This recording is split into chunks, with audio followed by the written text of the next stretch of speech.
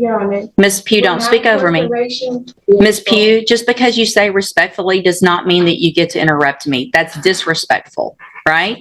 Hang on. Listen, Ms. Pugh, stop talking over me. If you want to stop talking over me. Where is the verified claim that is being placed against my trust? You can go back with the bailiff.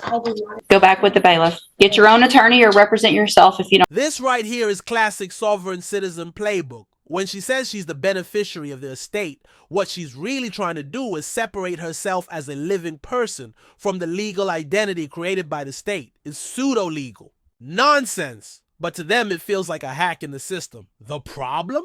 Courts have heard this argument hundreds of times, and every single time it goes nowhere. Judges are trained to cut through this word salad, which is why you can already hear the judge trying to pin her down with simple questions. This is the first red flag that we're in for a long ride. Janetta Pugh? I am the beneficiary of that estate. You're the what? I am the beneficiary of that estate. You're the beneficiary of what estate? Answer my questions, please, ma'am. I'm just trying to understand. Beneficiary of that estate. Okay. For the record, I recognize Ms. Pugh. She's been here before. I do as well, for the record. And I looked into Mr. Christopher Wiley. I can't find that person as a practicing lawyer in the state bar page, and I have not been contacted by anybody on Ms. Pugh's behalf. All right, so Ms. Pugh, Mr. Lewis has been appointed to represent you at this point. Obviously, you know as well as anyone that you're in custody and we want to get your case taken care of. If you've hired or your family has hired another lawyer, then they have to contact the court so that we can do something with your case. And do you know if they've hired someone? Respectfully, Your Honor, I do not agree with your appointed foreign agents, considering that the first duty is to the state and will be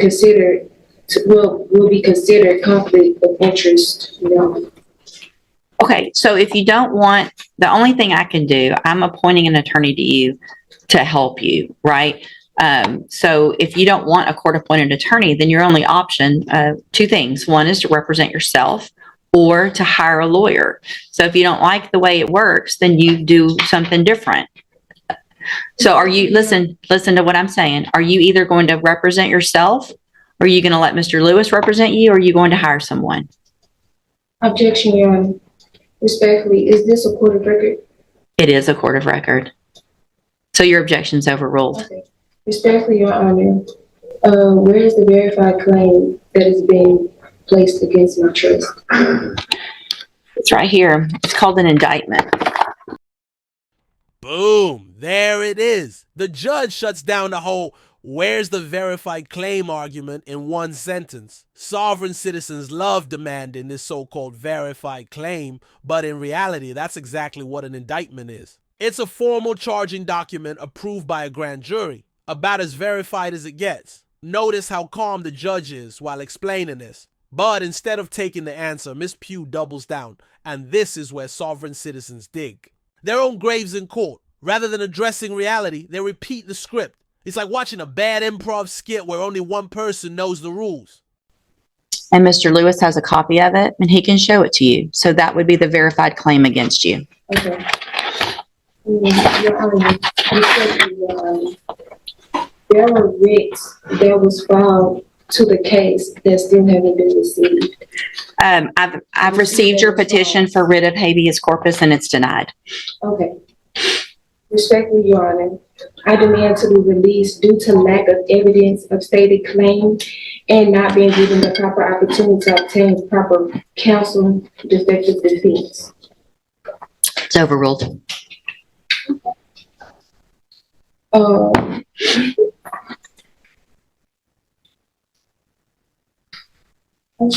You're running out, aren't you? No, it's fine. But here's the thing, Ms. Pugh. I appreciate your position, but listen, Ms. Pugh, don't speak over me. Respectfully, Your Honor, for my incarceration. Ms. Pugh, just because you say respectfully does not mean that you get to interrupt me. That's disrespectful, right? Hang on. Listen to me. Everything you have there is overruled. And here's one of the reasons why, is because you have a lawyer.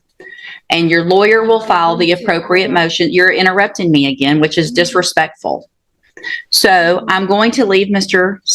Lewis as your attorney unless you choose to represent yourself or hire someone else. I'm going to give you 2 weeks to determine what you're going to do. You can go back. You can go back with the bailiff. I do not agree or comply to your appointed Go back. agents. You already said that, and that's overruled. Is to the state. Go back with the bailiff. Get your own attorney or represent yourself if you don't want. And here's where it gets wild. She actually comes back for more. Most people would take the hint after being shut down once, but not Miss Pugh. Instead, she doubles down, insisting she'll represent herself. Now, legally, defendants do have that right. It's called proceeding pro se. But here's the catch. The court has to determine that you're competent to represent yourself. That means understanding charges, possible punishments, and courtroom procedure. Watching her answer these questions is painful because she clearly doesn't grasp the basics. And if she insists on going pro se, she's setting herself up for disaster. So, Ms. Pugh, Mr. Jeffries has been appointed to represent you. He's just been given, he's trying to get caught up real quickly on all the information and the discovery in your case. I'm going to reset your case so that he can get all of that. Once he gets it, he'll be out there to go over it with you, and we'll see if we can get an announcement at the next court date. Respectfully, Your Honor, I do not agree to comply with any of the appointed court agents, considering that their first duty is to the state. I understand. We've had this conversation before. Confidential, and for the record, I'll be representing myself. So if you want to represent yourself, there's some things. Ms. Pugh, stop talking over me. If you want to stop talking over me. If you want to represent yourself, then there is a process that we have to go through, and we'll do that today if that's what you want to do. We'll get your case set for trial, and we'll go forward that way. It is highly inadvisable for you to represent yourself. Lawyers have many, many years of training. They understand the law. They understand how a trial works, because here's what happens. When you're in a trial and you represent yourself, you're expected to know and follow all of the rules of evidence, all the rules of procedure. And so you're really at a disadvantage if you don't know those things. And so you have to do everything just like the assistant district attorney would. And if you don't, you're going to be in front of a jury, and it's going to show, and it's just not going to be, it usually does not work out in your benefit. But I have to go through with you some questions first before we do that. And then if you still want to do that, then there's a couple of options, and we'll go over those as well, okay? So I am supposed to ask you, I'm going to go through these questions. I need you to answer them if you want to represent yourself, because this is required, all right? So have you ever studied the law? Okay. Have you ever represented yourself before in any kind of criminal matter? Okay. Do you understand the charges against you? I know I'm being accused of. Okay. And so do you know, and we've gone over before, I think, what the range of punishment is if you're found guilty on a jury? Do you know what that is? Let's see. Hold on a second. Let me pull you up here. We'll go over that again as well. The date of that allegations from June 22nd of 2021. And what that means is if you're found guilty, that the range of punishment that the jury could give you is between 2 years as a minimum punishment up to 10 years in prison, anywhere in between. Do you understand? And would you answer out loud just for the record? Do I understand? No, I don't understand. What do you not understand? Now, this is the darker side of these cases. Yes, it's easy to laugh at sovereign citizens fumbling their way through legal jargon, but think about the cost. Every time a hearing drags on like this, taxpayers are footing the bill. Judges, clerks, and bailiffs all have their time wasted. And more importantly, real cases involving victims, families, and serious crimes, get delayed. That's the hidden damage behind these antics. And the scariest part, if she actually insists on representing herself at trial, she could be facing up to 10 years in prison. That's no joke. I understand. So here's the thing. If you want to represent yourself, by law, you have to be able to understand these things. Otherwise, I've got to appoint an attorney for you. So you can't just say, I want to represent myself because I don't like the attorney or I don't like the process. This is the process that you're in. You live in Texas, you live in the United States. This is the law that applies to your case. So what do you not understand about the range of punishment if you're found guilty? And I'd be glad to explain it. I don't understand because I'm going to be anything wrong. That's what a jury's for, right? And so if you say you're not guilty, then you go in front of a jury and they determine after they listen to the evidence if you're guilty or not. That doesn't have anything to do with if they find you guilty, you understanding that they could send you to prison for between 2 years and up to 10 years. Do you understand that part?